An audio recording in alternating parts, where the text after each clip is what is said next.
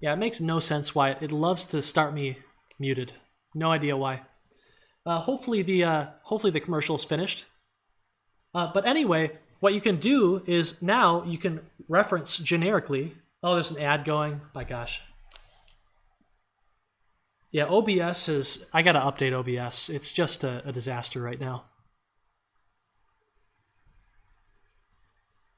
Okay, hopefully the ads are finished. But what you can do now is you can reference the has intention. You can reference this brain component generically because every game object is going to have it, and you can just simply tell it, hey, we don't want to move anymore. And that's a way that you can essentially turn off all the movement while keeping it to one line, okay? Cool, all right, good. So I think that's just about it for that topic. What I'd like to do is I would like to take a 5-minute break. I can answer any questions you have. I'll turn the music back on. And then we will jump into a systems design exhibition.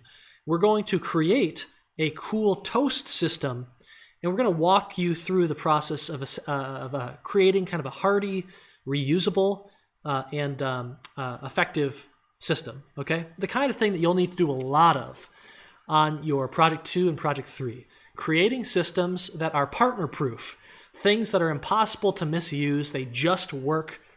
They've got a very simple API and are effective too, okay? So we'll see you in about 5 minutes. I'm going to start my timer. We'll throw the music on. We're good to go, all right? Let's try some Shantae.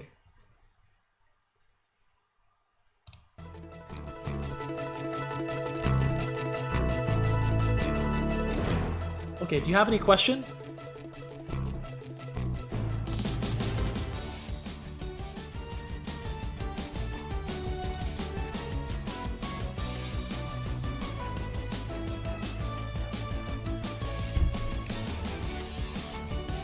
I had some, what did I have this morning? I had some tea this morning. It was cucumber something. It was something cucumber tea. It was pretty good.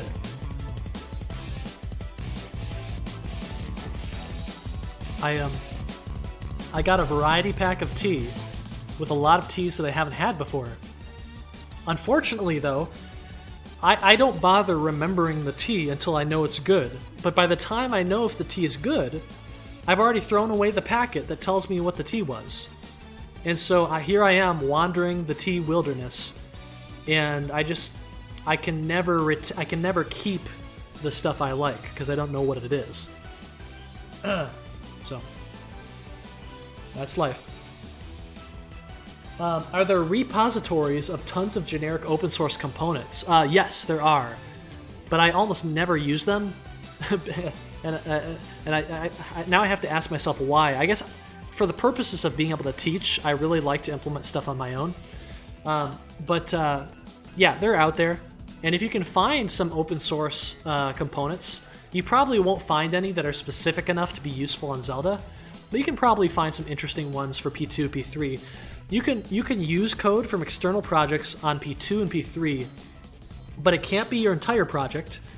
It has to be somewhat limited. We don't want you just downloading your entire game, and you have to let us know. You have to put it in your credits.txt, anything you didn't write yourself, okay?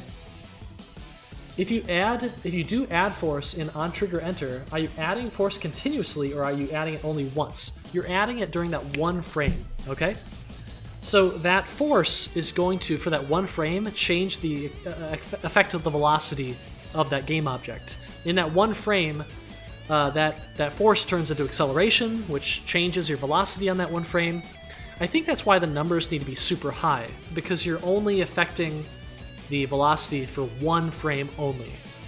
In other words, if you really wanted to, what you could do is you could just set the velocity itself directly, and you'd probably be able to use a much smaller number for your magnitude.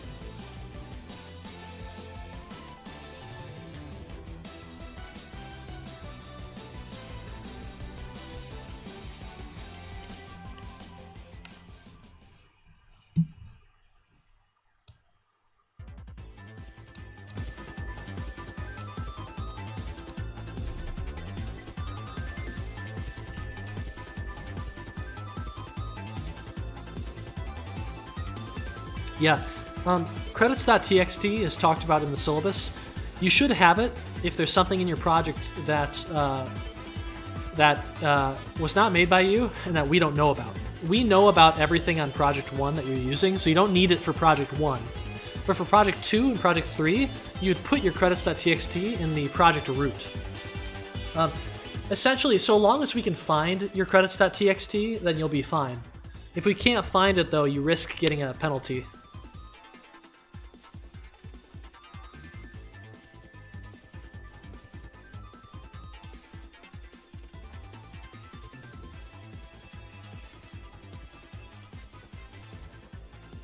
Okay, we'll give it about 50 more seconds and then we'll get back to it. We're a little bit ahead of schedule, I think.